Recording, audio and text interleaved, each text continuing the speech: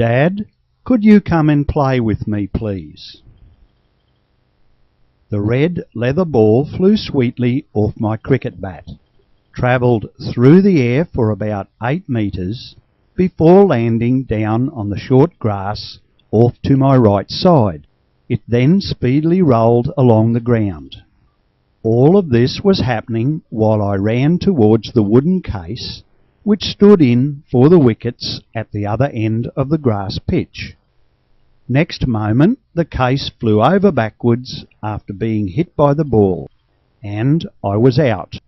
This surprised me, because I had been watching the ball roll along the ground towards my father, and when it was very close to him, I noticed he had not begun to reach down to try to stop the ball.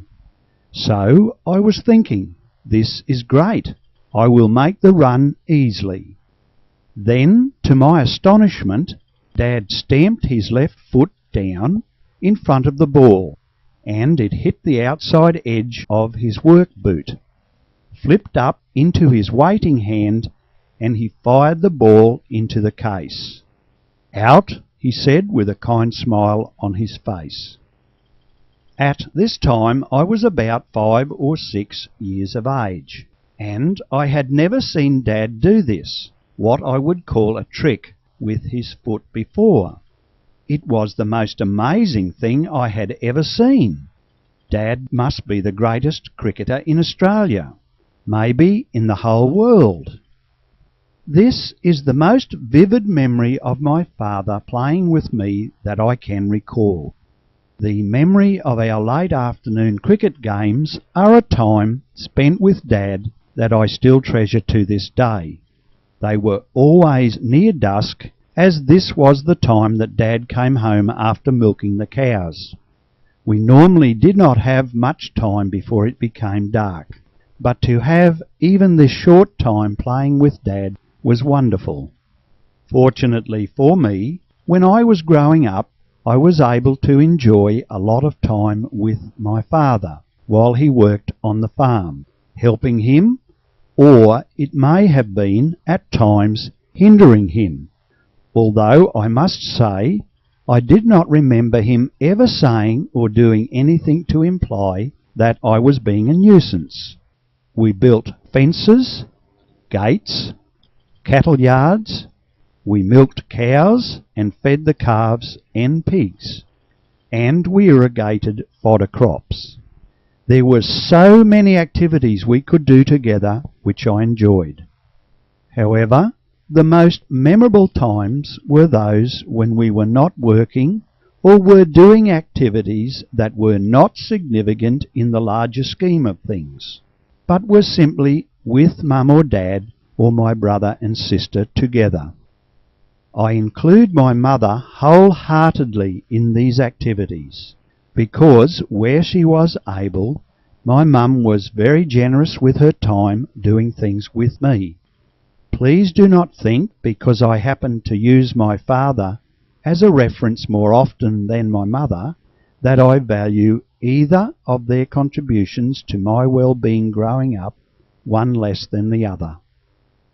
However, today, with the large demographical population change which has occurred, most children are growing up in an urban community where almost all of the activities I would participate in with my dad are no longer available to most young people. The opportunity to spend meaningful time together with Mum and Dad in a working environment is simply not available anymore.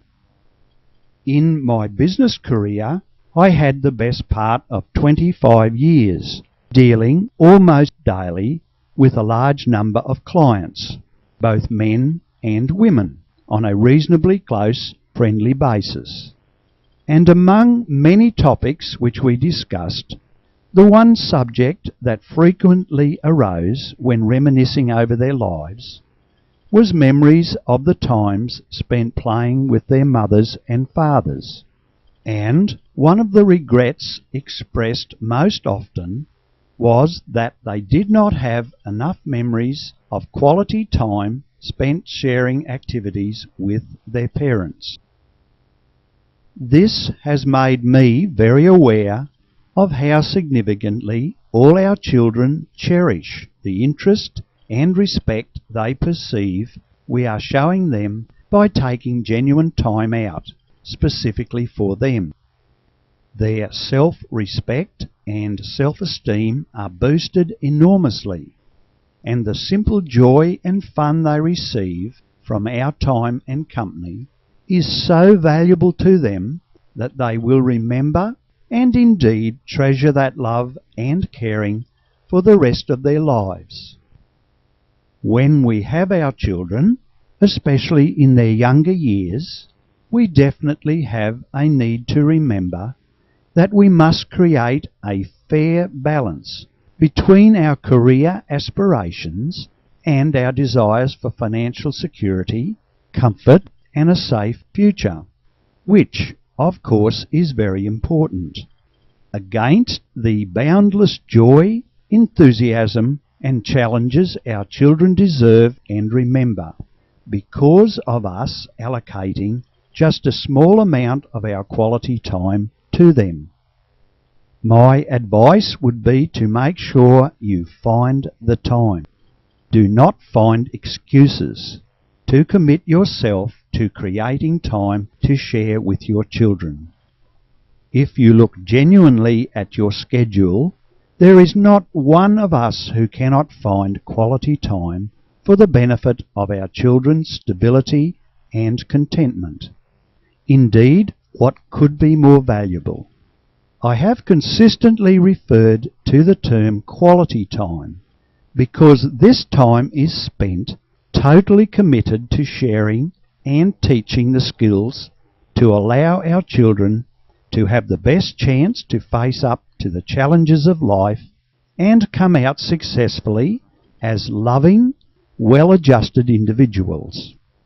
Please do not entrust this most valuable responsibility to just anyone. Take it on yourself. You must not confuse just being at home with the children while you mow the lawn or are working on your hobbies in the workshed out the back, or doing maintenance on your car as quality time with your children. Believe me, it is not. Your children will not even have a meaningful memory of you doing these activities. What they will remember is you placing these activities aside and actually using this time to play with them. It does not matter what the game is. All that matters is that they will recognize and appreciate you love them, and that you gain pleasure and joy also from the time spent with them. Remember that even from the earliest ages, our children have an awareness and understanding that they too can contribute back to the pleasure and joy of their mothers and fathers. If we recognize and give them this chance, and this time is indeed precious, imagine the wealth of self-esteem a child will gain from believing that they can offer you something in return for your love and care. We must actively open ourselves completely to our children, both in time and commitment, to allow them to experience this feeling of self-worth as it flows back to us from them. Our sons and daughters, whether they are infants, teenagers or adults, only want to believe that we love them, and in return that we believe and have faith that they love us. You will find that a great deal of this love and faith is created by the simple act of having quality time with each other from the earliest age. So, the next time your children come to you and say, "Dad or Mum, could you come and play with us, please?" do not hesitate. Stand aside your other commitments for a short time, as they will always still be there when you return to them. However, the chance to spend that moment of time with your precious children may not be there again. Please say yes.